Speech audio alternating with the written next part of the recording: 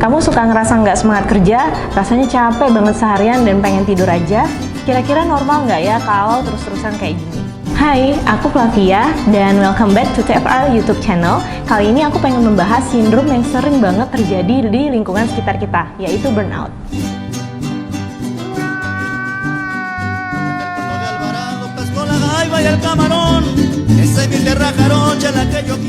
Nah, teman-teman merasa capek saat kerja itu hal yang wajar banget. Apalagi kita itu biasanya kerja pagi sampai sore, jadi dimana otak dan tenaga kita itu pasti lelah. Belum lagi buat kamu-kamu yang suka lembur, pasti capeknya jadinya 2 kali lipat. Tapi kalau rasa capek kamu itu nggak hilang-hilang dan konsisten, bisa jadi nih kamu lagi ngerasain yang namanya burnout.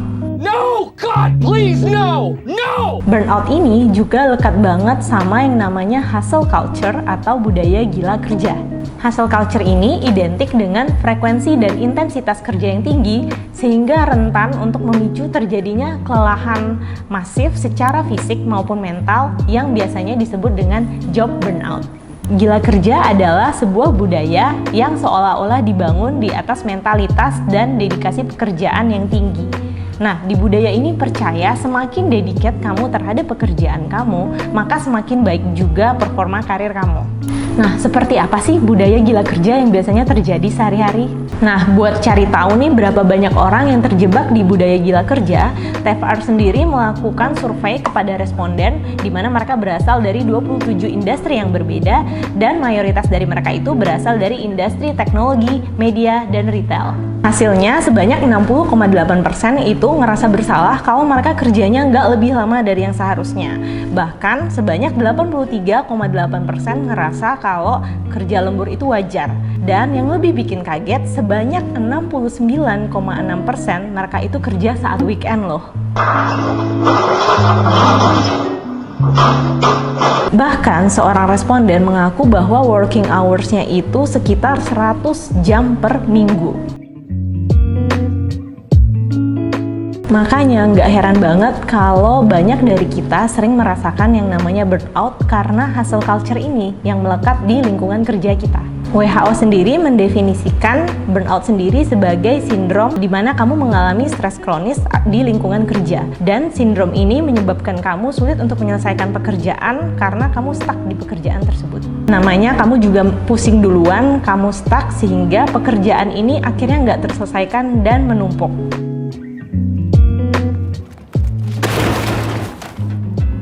Kemudian ciri-ciri burnout itu apa aja sih? Nah, yang pertama, tubuh kamu itu merasa lelah berkepanjangan hingga membuat kamu sakit kepala, sulit tidur, bahkan hingga merasa mual. Nah, yang kedua, kamu ngerasa lelah secara mental berlebih hingga membuat kamu merasa mudah cemas, frustrasi, hingga parahnya kamu bisa mengalami yang namanya depresi. Kemudian yang ketiga, kamu ngerasa demotivasi atau kehilangan semangat ketika kamu ingin memulai hari-hari kamu. Nah, yang keempat, kamu juga kehilangan kepercayaan diri atas skill dan kapabilitas kamu. Dan yang terakhir, pastinya kamu sulit banget untuk fokus sepanjang waktu. I'm like that light bulb. Weak, flickering, barely giving off any light. Nah, kemudian merujuk ke masalah burnout inventory, sebenarnya ada 3 hal nih teman-teman yang menjadi trigger kamu mengalami yang namanya burnout. Yang pertama adalah kondisi kerja yang kurang kondusif, di mana load kerja yang terlalu besar atau kapasitas kamu tidak mencukupi dengan skill yang diharapkan.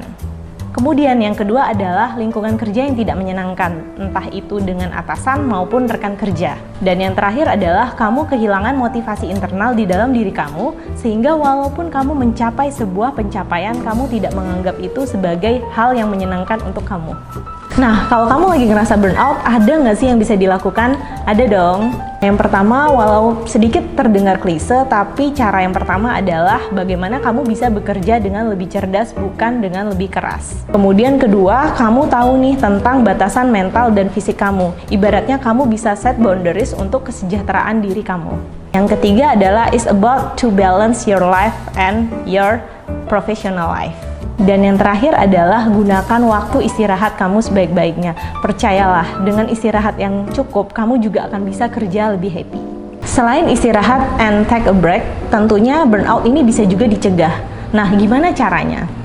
Caranya adalah bagaimana kamu bisa mencari lingkungan kerja yang nyaman.